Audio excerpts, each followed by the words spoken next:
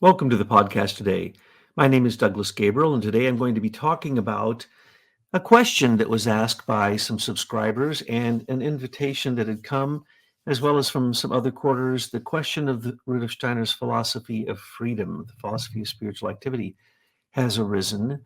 And I really have not addressed it except to use some notes at some point in a video. So I'd like today to basically do what I would do if I was invited into a group to discuss this and or to have a video um, conversation about it.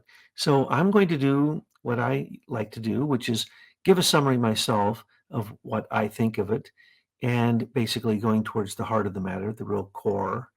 And then I'm going to go to a synopsis that I've created for all of you and put into the program notes with the help of Tyla, Betsy, and her team. And you can look at those notes, and those notes are basically a synopsis and a condensation of selections of Rudolf Steiner from the philosophy of spiritual activity. And you then can make up your own mind. And then, of course, this entire thing, which I often do, which is to take Rudolf Steiner quotes, summarize them up front, give them to you, and then basically what are they doing? I'm trying to entice you, I'm trying to chum you into going and reading it yourself. Now, there are some very good things being done on the internet with the philosophy of freedom, but if I was to come into the sandbox, being a person who has a degree in philosophy, a higher degree in philosophy, and another degree in comparative religions, I would have to, unfortunately, very often not quite go the direction of the standard anthroposophist. I was just reading Michael Wilson's introduction to Steiner's philosophy of spiritual activity. And he goes on to say that basically Rudolf Steiner is the greatest philosopher of all time. He's answered all philosophical questions, which really cracked me up. And basically, he waxed so poetic that one would think that now we could just close up shop on philosophy and don't think about it anymore. But basically, that is what's happened, folks. If you're a philosopher or you got a degree in philosophy, good luck. No one cares. No one wants to think about thinking. And that is what the philosophy of spiritual activity, which is the name that Rudolf Steiner said it should be entitled in English, the philosophy of spiritual activity, not the philosophy of freedom.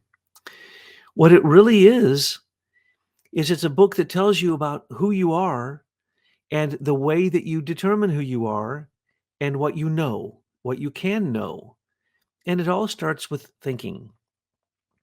So, really, the philosophy of spiritual activity is a book, might as well be a handbook on how to think about thinking. And once you do, you're going to come to something amazing, which certainly none of the study groups that I have participated in want to get into the deep water straight away. They would rather go through the first part of the book that goes through these philosophies and gives somewhat of a scholastic dialectic approach of thesis, antithesis, and then Steiner goes on through and shows the weaknesses on both ends of the spectrum for all these philosophies. And in the end, he comes up with his own ethical individualism. But it is so complicated that, except for, I think, literally a few people out there, and one of them is on the internet, I don't think people really get the point of what the philosophy of spiritual activity is saying. And so when I quote my favorite quotes from it, they all literally accuse me of just making it up. So in the program notes, you'll find Steiner's quotes.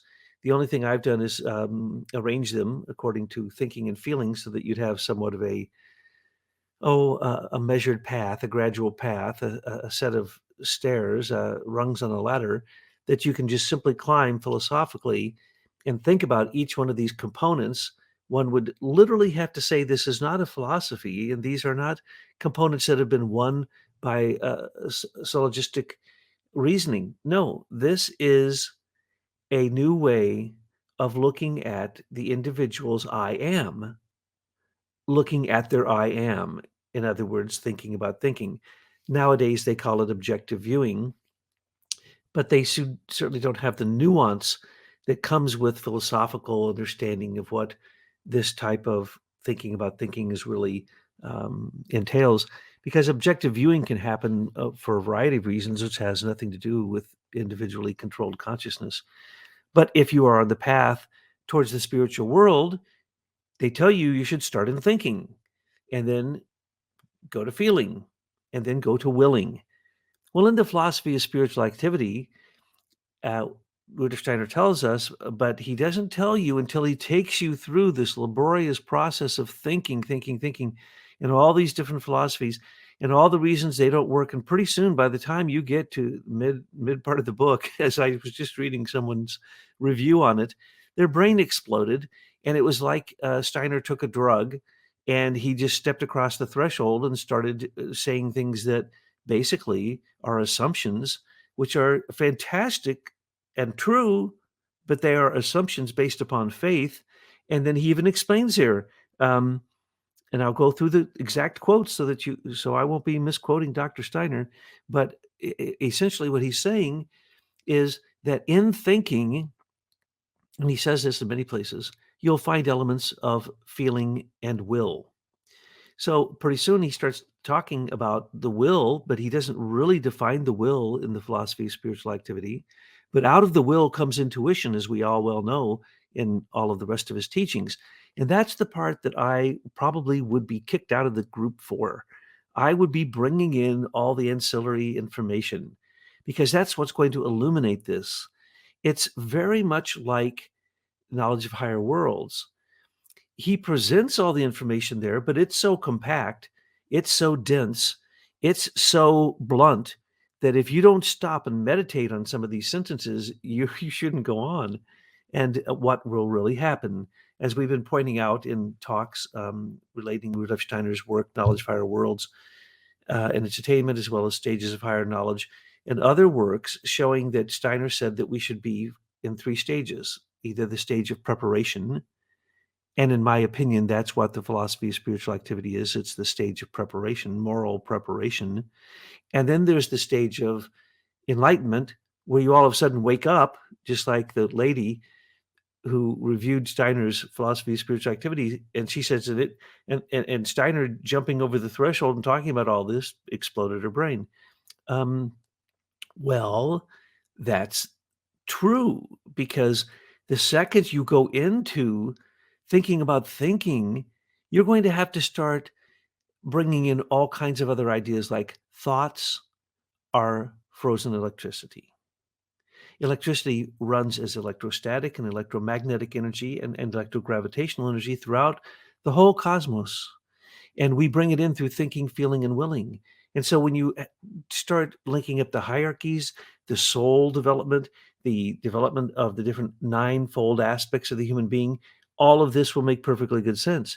But if you are handed this book and you're a philosopher, because I've handed it to, my philosophical professors, and they handed it back and said, this isn't philosophy in any sense of the word. This is speculation that is based upon ecclesiastical thinking, theological thinking, based upon faith and belief.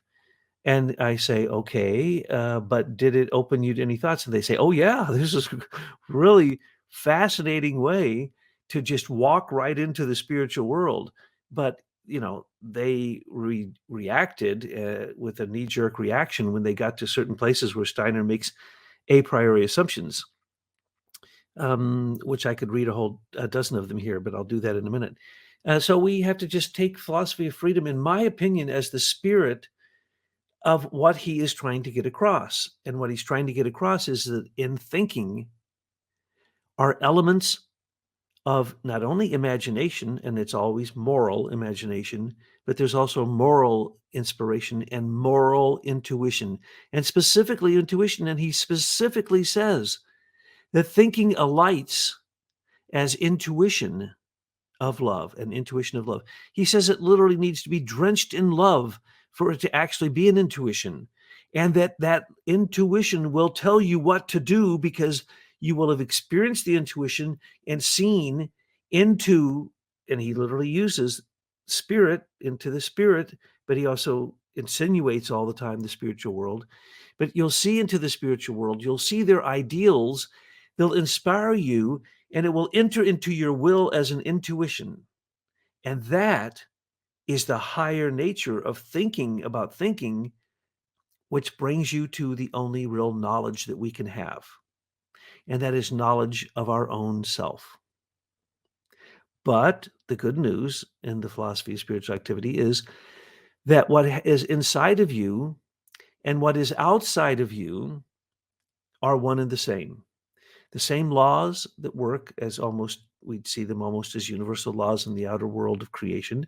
Those are the same laws in us. So he tells us here, you don't have to go anywhere except into yourself. And there you'll find everything. As a matter of fact, you'll find your own master. He usually uses the word, he uses the word literally. If you go inside, you will find the master. Well, those are spiritual teachings just in itself, just by saying it. Now, it's sad that people think that religious ideology cannot be also practical application. And that's the distinction between Rudolf Steiner's work and the work of so many other people that attempt to address these topics. Rudolf Steiner's work is applicable. He is a clairvoyant who saw into the spiritual world, came back, and gave us practical applications. That is exactly what happens when you take on moral idealism through intuition in your thinking.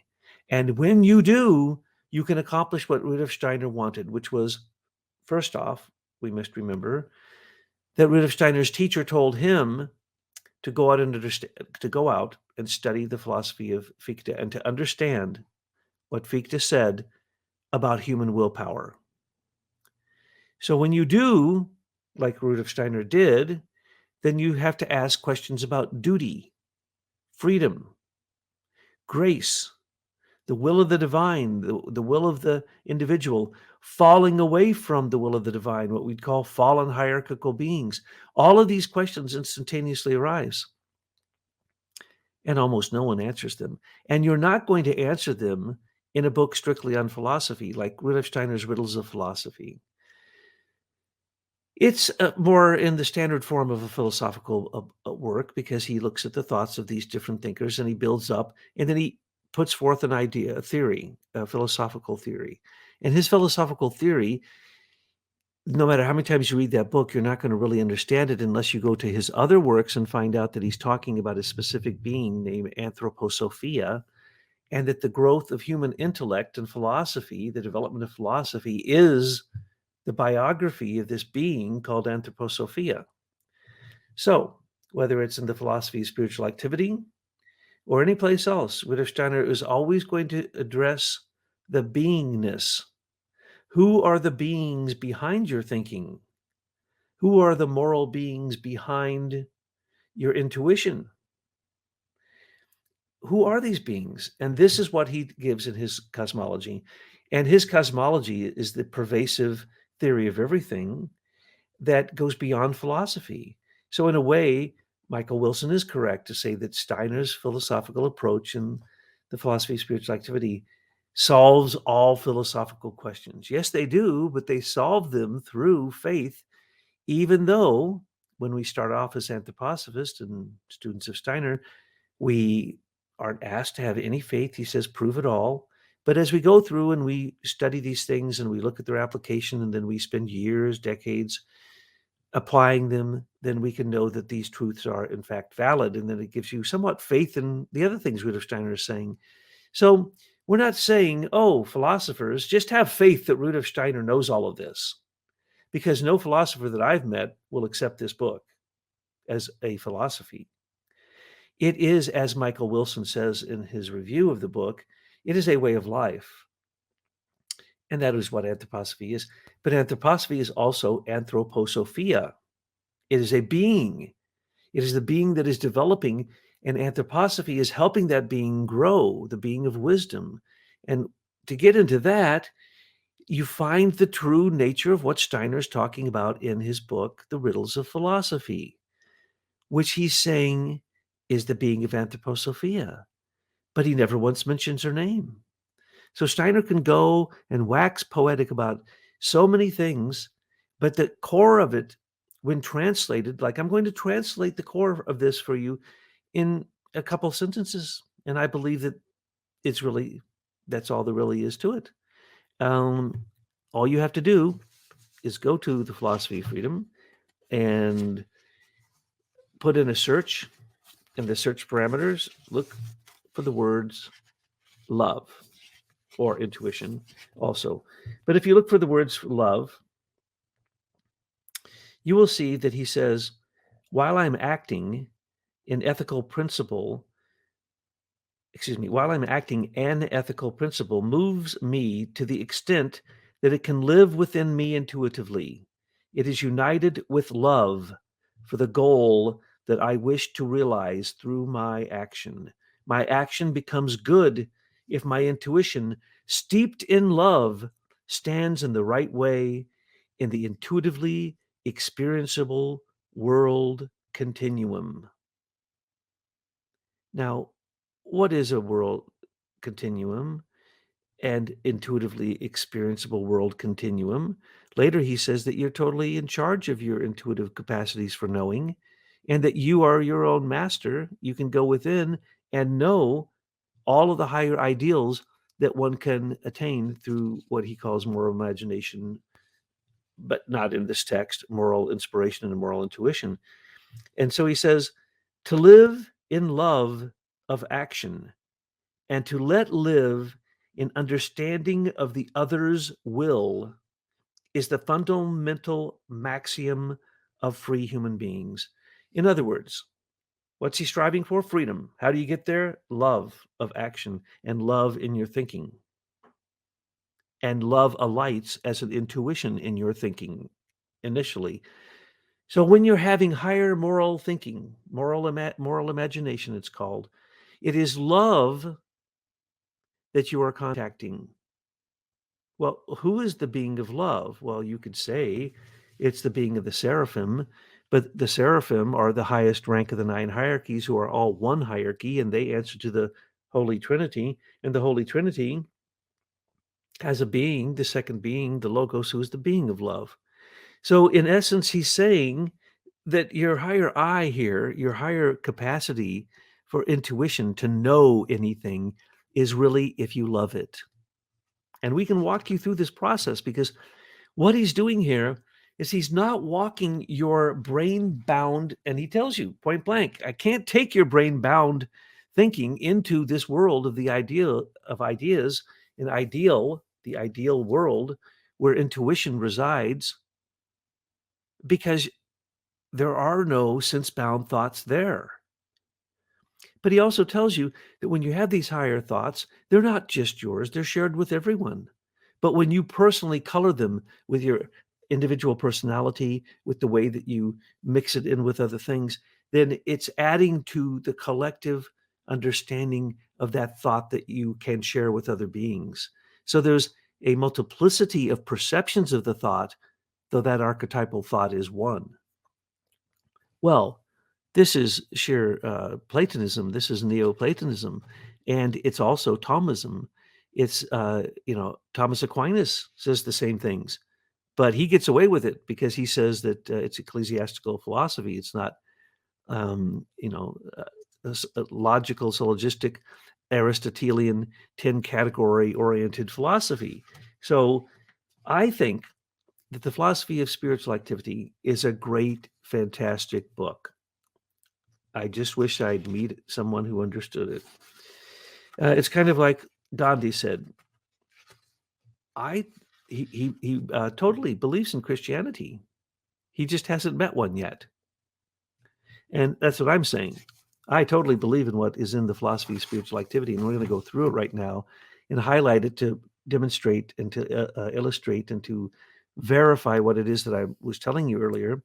But who is it that puts this into practice? Who is it that's going to tell you I've never met an anthroposophist even, and I've been in many study groups where they actually address the very content that is the key to this, because they get lost in the minutiae. They get lost in what is called the 10,000 things. In Taoism, there's 10,000 things, or there's the way. Which would you like?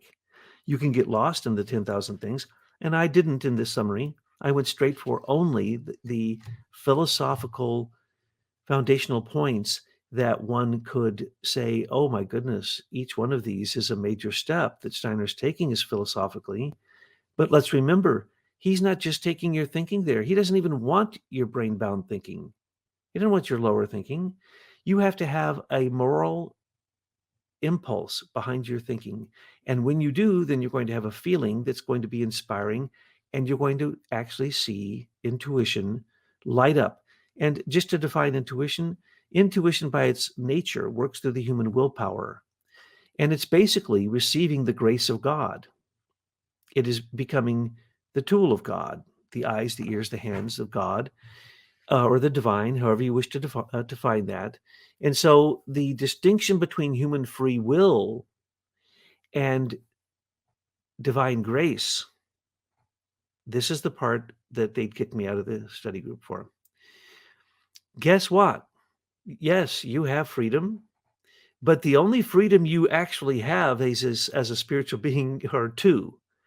You can suffer because that's the 10th, we are the 10th hierarchy, and that's our job is we suffer because we're suffering just like all the other 9 hierarchy. They all suffer, they sacrifice, they donate, they give up of themselves. So you can either suffer or you can ascend. And if you ascend and you go from being a human to an angel, you no longer have free will. Free will was created for us alone human beings down here in this material world, where in fact we think that we're a king or a queen and that we are alone, which is complete nonsense. We're surrounded by the spiritual beings who give us our body and cause it to function and give us the minerals and the plants and the animals and all aspects of our ninefold constitution in our body. We don't do any of that. So are we appreciative of that? Well, if you could do what the philosophy of spiritual activity says, merge your percept with your concept, then you would find you were one with the spiritual world and that you would begin to ascend. And once you had ascended enough, you'd be an angel. And once you're an angel, you don't have free will anymore. And once you have free will as a human being, what is your job?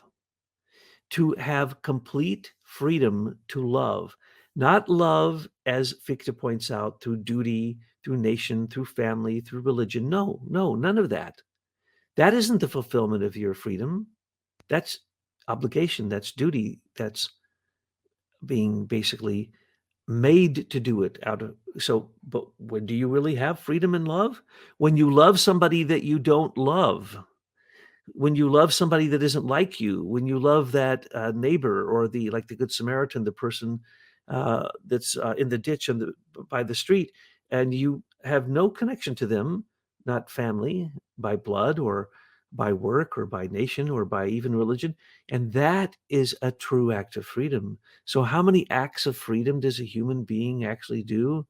Very few, because to do a true act of freedom, you would have to have intuition, and your intuition would affect your thinking. So your thinking would have to not be brain bound. It would have to be more spiritually oriented.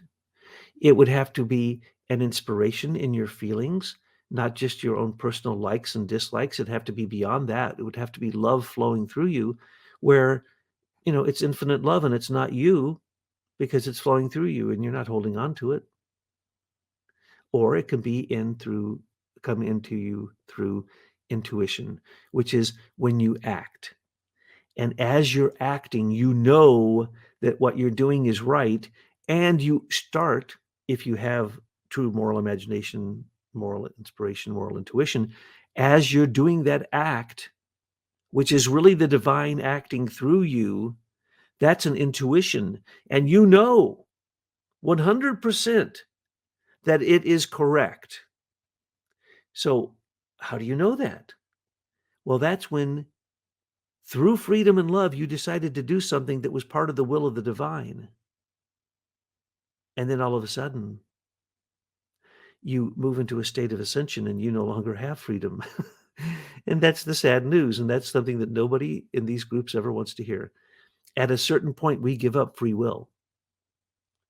We're no longer human when we do, because our whole thing is to have free will. And that's the reason that we can be so despicable or so angelic. It's totally up to us. We can, like a narcissistic Zarathustra in Nietzsche's thus spoke, Zarathustra, he thinks that the sun only rises in the morning so that he can perceive it. A true egotist. But in fact, that's the reality.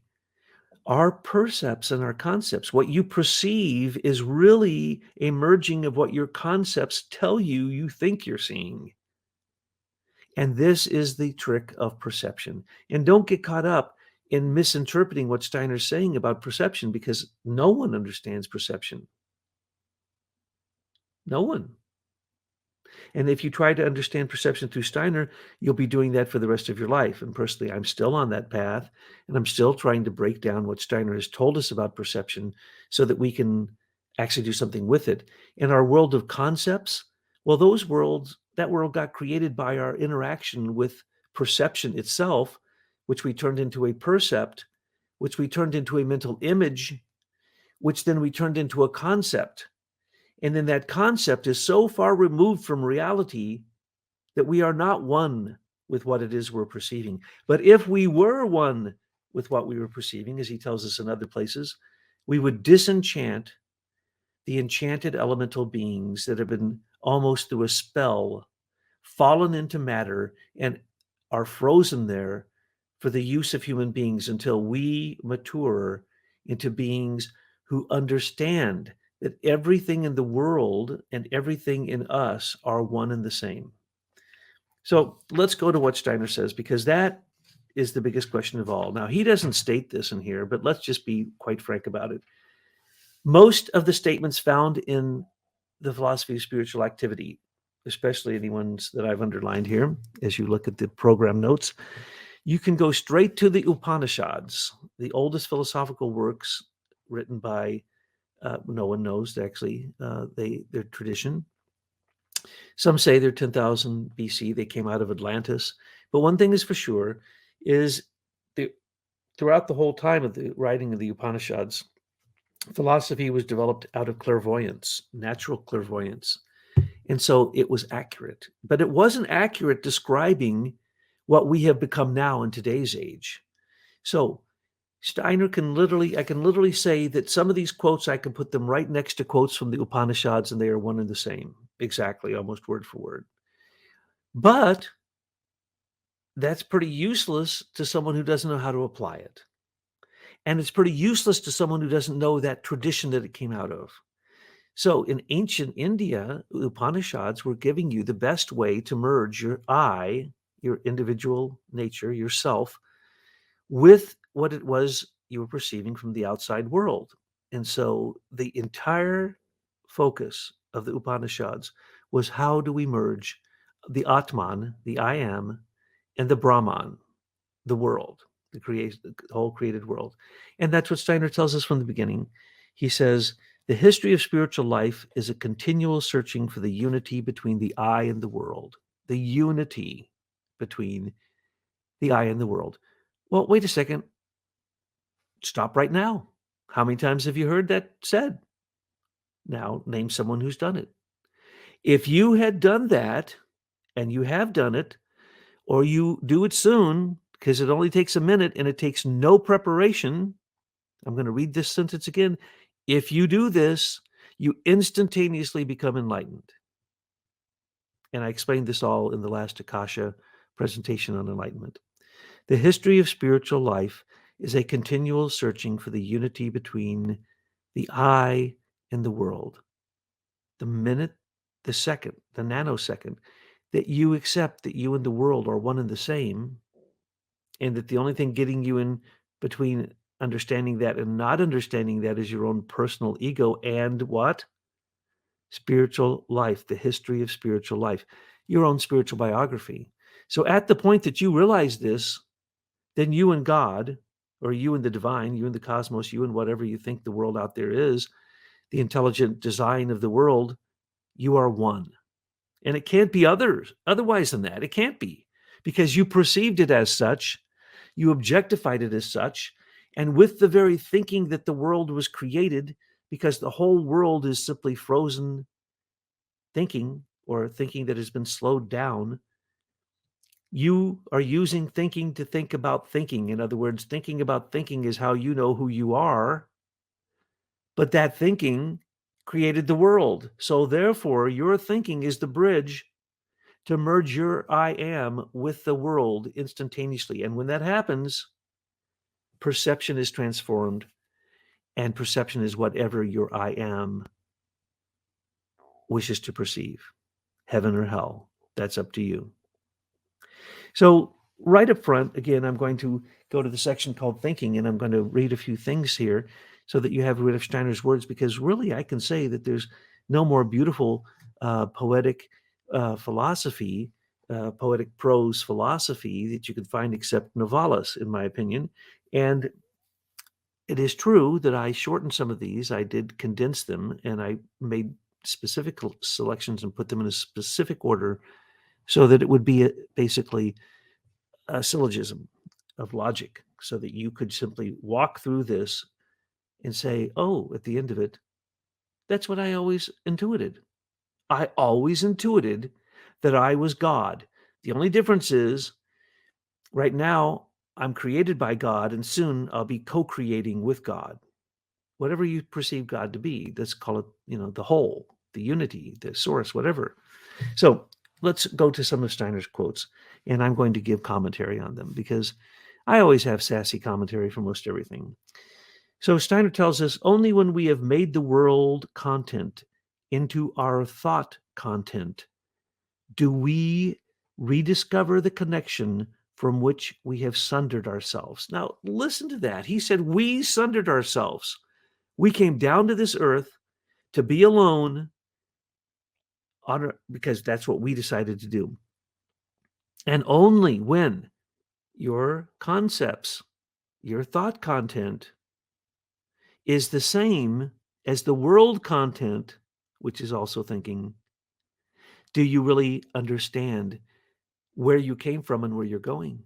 But the second that you do, you're there, both in the past where you came from and the future where you're going. And your only job is to exist in the present in your human physical body and comprehend all of that. And if you do, there's no space and time, and you and the spiritual world become one, and you and your higher self become one, and it's instantaneous. No teacher necessary. All you have to do is develop morality.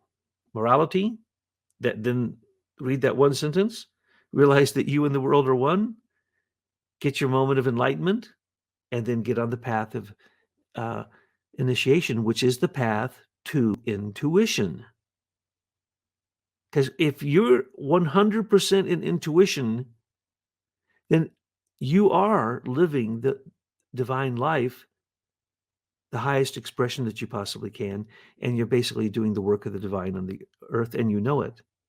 And it's real simple. Saints do it because they don't think about it, because they're pure.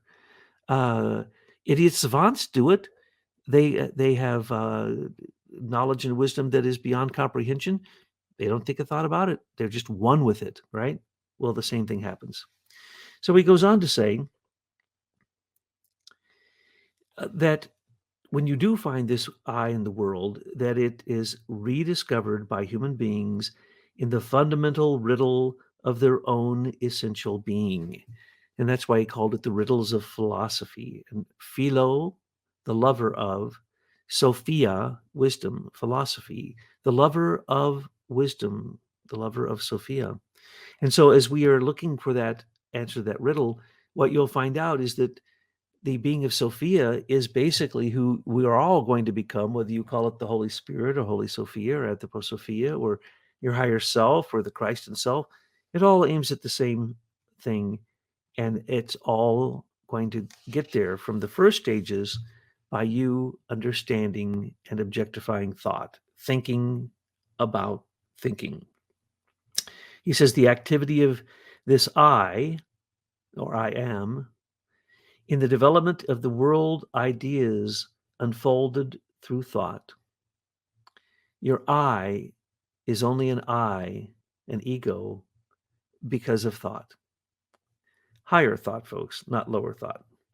Going on, we can only find nature outside of us if we first know her within us.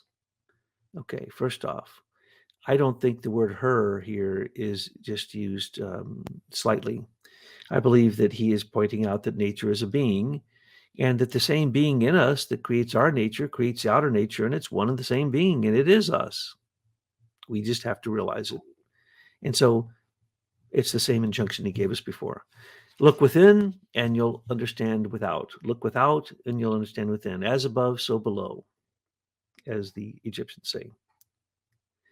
And then after a little while, he says, when you start to feel this, and you start to realize that as you're looking at a tree, you're like seeing the whole tree from the seed through the sprouting, through the first leaves, uh, through the trunk, growing up into a great oak tree, perhaps, and then its fruit and its new seed falling to the ground, and the whole cycle. So, what is that whole cycle? What is it that we see when we unite with anything, whether it be a crystal, one or a tree, or a type of an animal? What is it that we're uniting with? He says that once once you can merge percept and concept, then you will find out, as he says right here, there is something here that is more than I. So when that starts to happen, you go, wait, I'm not alone. There are other beings here. There's something more here.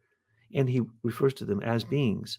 And as we know, he refers to them, as I pointed out, as beings of love, beings of intuition. So, one thing that oftentimes it's probably the most quoted thing out of the entire book of Philosophy of Spiritual Activity is that thinking is an exceptional state. And that's true. He says the observation of thinking is a kind of exceptional state. Oh, it's an exceptional state. It is your higher I.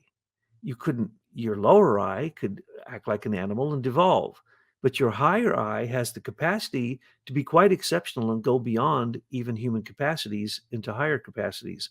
But you must be able to observe thinking, not what you're thinking, the process of thinking. Because if you could understand the process of thinking and literally perceive the process of thinking about thinking, what would you be looking at?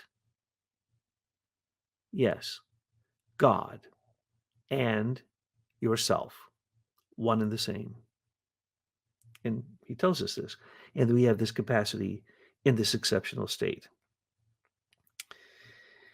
I'm going to read a few more just up front because this is about thinking. And the whole first part of the book is to try to get you out of the way that you're thinking. He unlearns you.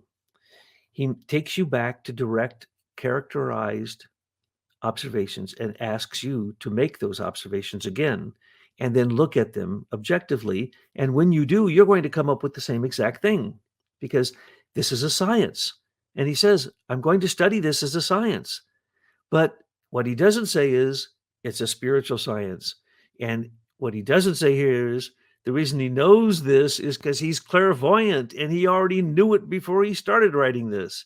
So for him, he has that advantage. For us, it's an advantage because we can use his wisdom insight from his natural clairvoyance and or perhaps his karmic reward. Perhaps that's why Steiner was clairvoyant, not, ancient clairvoyance or natural clairvoyance, atavistic clairvoyance. No, it could be because of good karma. So what he's telling us, we can go and check ourselves, and that's what's important.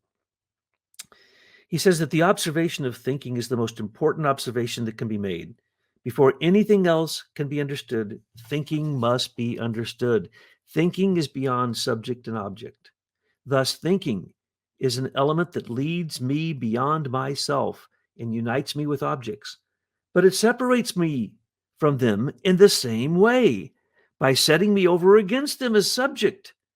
Just this establishes the dual nature of the human being. And that's what the Upanishads say.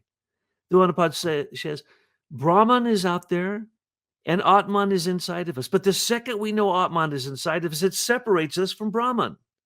And then you say, but wait, then why did the divine create us? Well, if there wasn't objectification, there would be no place for growth. We're not being created out of a model that is complete. We're being created out of nothingness. And so the higher gods that you could say are the ones who gave us the template for I am, the Christ being, who is a being of the Holy Trinity, working through the Elohim, the second rank of the hierarchy, along with Sophia through the rank of the Kyrieutetes, or the beings of wisdom. What we're being given here is really a perfect holographic 3D physical representation of the I am of the cosmos. And as we each make it our personal multifarious experience, and then you reunite with our source, then the cosmos became bigger by an exponential number. We then become something out of nothingness, which then becomes a co-creator God, which then literally in the end, long time from now, that we literally become gods who create our own world. And it will all be done with the same thing, thought. Now, Steiner goes into great distinctions about what I said before about mental images and mental pictures, and a lot of philosophers debate this. Once you have a percept and you have a percept of a thought, is that a percept? Is that a perception, or is that just a subjective experience that isn't valid? What can we know? Is the objective experience a dream? Are we dreaming at all? Is it really a virtual projection? Well, some of these elements are true to a degree when it comes to how it feels. But if you really want the big picture, you got to go the whole way. And so Steiner didn't just stop at showing that your willpower is driven by intuition, and so is your thinking and your feeling. No, he had to go far enough to show that you need to take the next step after this, and that's the step of spiritual science. Yeah, and he also points out just the same thing, the yearning, the longing that all the great Upanishads say, that we are actually we're looking to create unity from our separateness. That's it. Universal world existence. As he says, the urge for knowledge arises in us because thinking in us reaches out beyond our separateness and relates itself to universal world existence. And when it does, world existence acknowledges the fact that we rose up to do so, and we then start to communicate with those beings. And then pretty soon, we are part of the conversation. We're a part of the communion. We're sitting there at dinner with them, as it were, eating the virtuous spiritual content that they eat too. And every time that we are able to do anything down here in this realm, then in fact, we are embodying those higher forces, not only thinking forces, but the highest forces of intuition, which really is the highest that there is.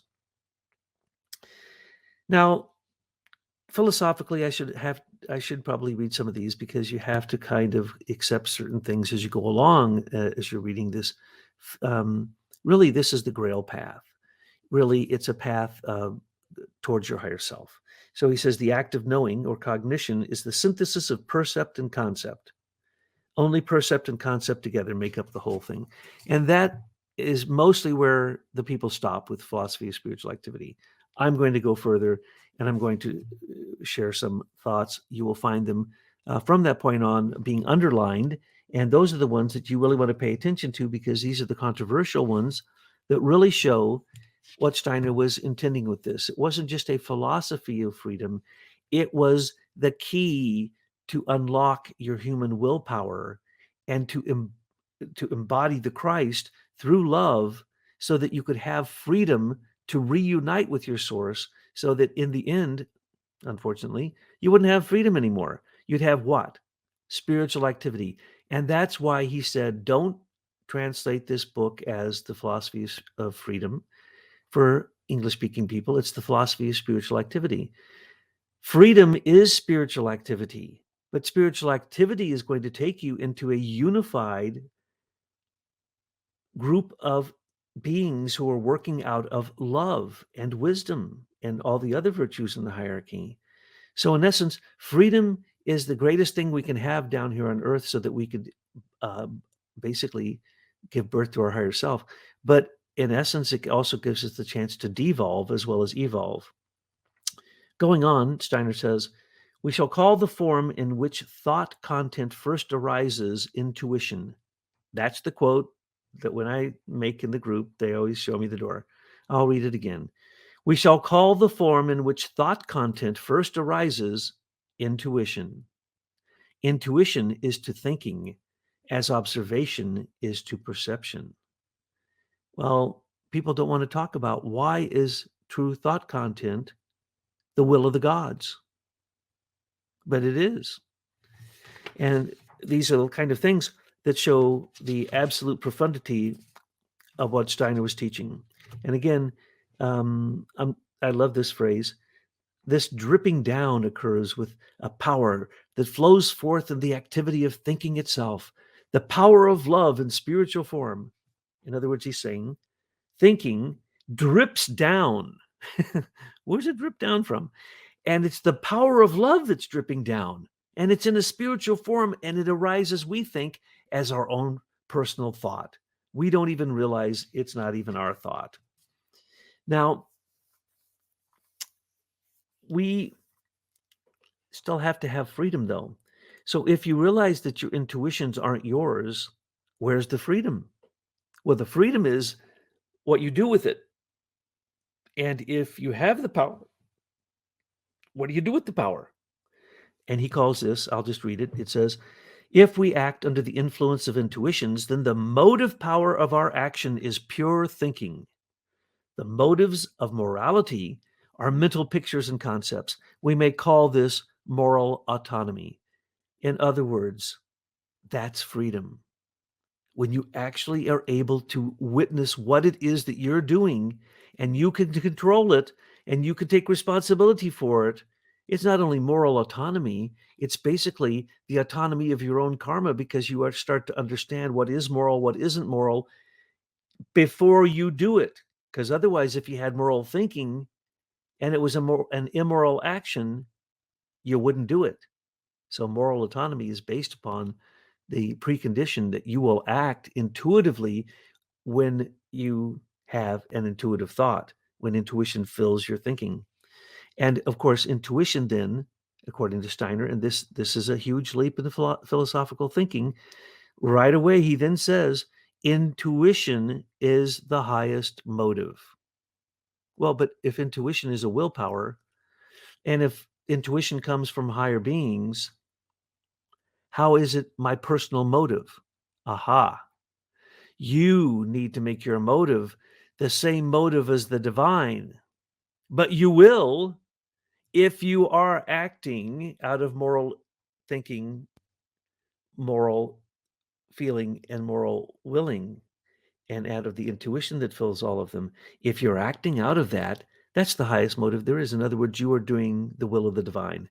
And that's where grace and human freedom come together, where there is consciousness. Can't do it without consciousness. Can't do it. Impossible. You have to consciously be saying, I am witnessing the spiritual world work through me. And here he even uses some words that are a bit shocking, but I'll get to them. He says, um, right after that, that basically his new philosophy is ethical individualism. In other words, each individual has to make a decision about everything as it arises, not basing it upon duty, not basing it upon compunction, not basing it upon rules or laws or anything else, or that they're like you or that they're family or anything else. No, you have to make that decision against all odds. And even if your life were put in peril, you would still do it. That is the nature of ethical individualism. It isn't about, oh, I'm going to do it my way. Oh, well, it's moral because I say it's moral. No. If it's moral, you're going to be connected to spiritual beings and you will know that. For instance, he describes it as the following. While I'm acting an ethical principle, by the way, principalities are a spiritual rank of the hierarchies. While I am acting, an ethical principle moves me to the extent that it can live within me intuitively. It is united with love for the goal that I wish to realize through my actions. My actions become good if my intuition, steeped in love, stands in the right way in the intuitively experienceable world continuum. Well, we went over that before. It's love. So until you know that love is what intuition is, in other words, love is willpower. I say this to people all the time. They think I'm crazy. Love is not a feeling. That's like or dislike, sympathy, antipathy. Love is an action of the divine working through you. So when it does, you really don't have control over it because you have given up yourself, you have surrendered yourself to the will of the divine, to the grace of the divine, and become their vehicle, become their vessel, become their proponent on the earth to do what in all cases? Love. So the wisdom of the world is there. That's Sophia. The love is now being given to us through Christ.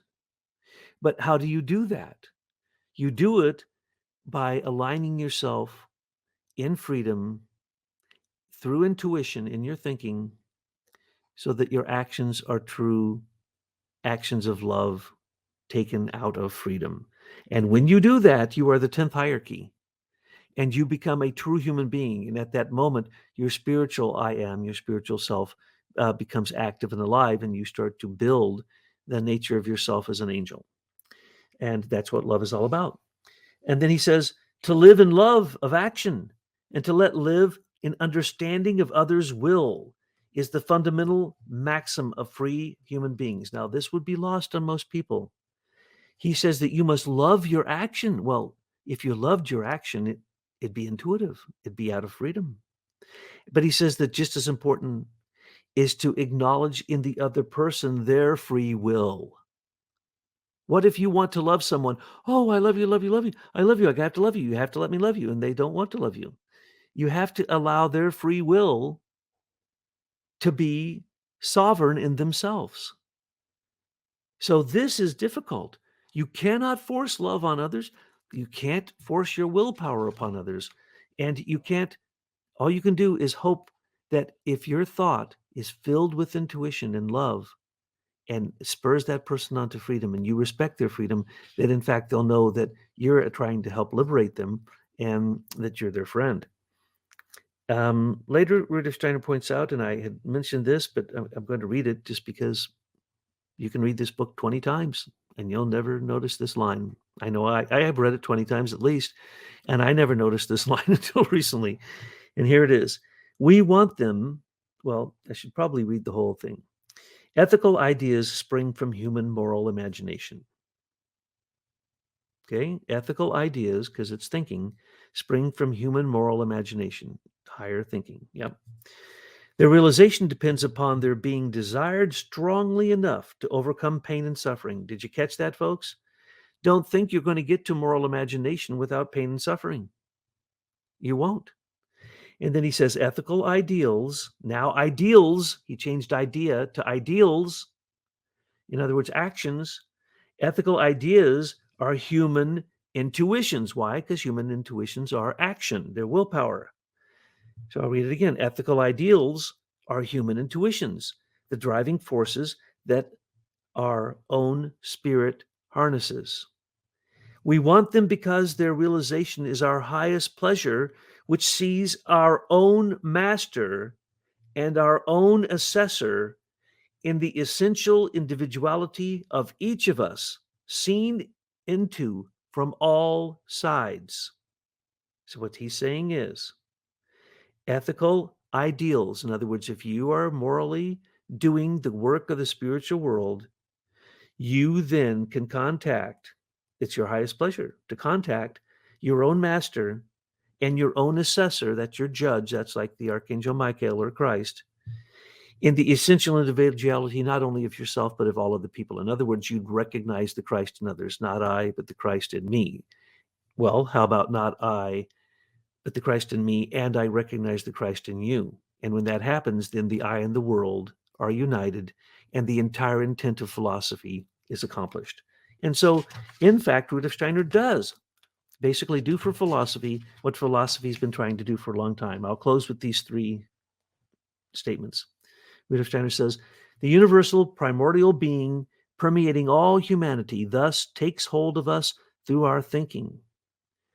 Life within reality, filled with thought content, is at the same time life in God. There he went. In the very end of the book, he got ecclesiastical on you.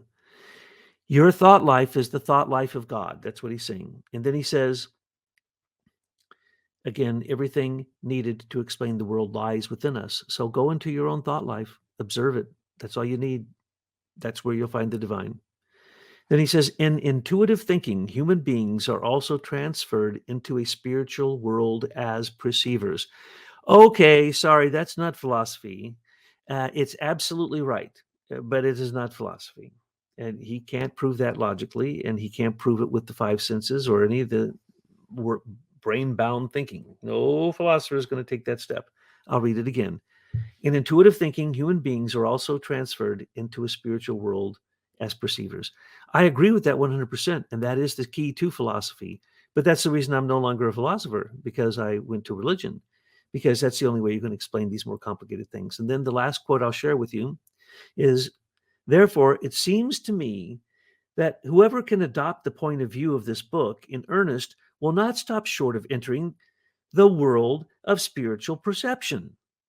To be sure, what is portrayed in my later books cannot be logically derived, inferred from the contents of the book. But a living grasp of what is meant in this book by intuitive thinking will naturally lead onward to a living entry into the world of spiritual perception. In other words, I'm going to repeat this. He says this book, or any book, you can't logically portray or infer the contents of this book. It can't be done. The only way you get it is to go to intuitive thinking, thinking filled with morality and spirituality and the impulse to do good and love for others. And then what will happen? Spiritual perception. Hardly any philosophical path will tell you that their intent is to gain spiritual organs, supersensible organs to perceive in the spiritual world. And then when you're done, Rudolf Steiner says that once this happens and you do it long enough, you basically know the real. That's what he's all about, knowing reality, know the real. And that you, through your intuition, become a self-governing organism. In other words, co-creative with God. So that's basically the long and the short of it with the philosophy of spiritual activity. There can't be enough praise given to it, but some of the praise needs to be put into terms that can be understood by people in the realm of philosophy and in the realm of basically just thinking, epistemology. And then we would be able to say that beyond a shadow of a doubt, in terms of epistemology, in terms of how you think about thinking, there probably is a few greater books that you can find besides Rudolf Steiner's philosophy of spiritual activity.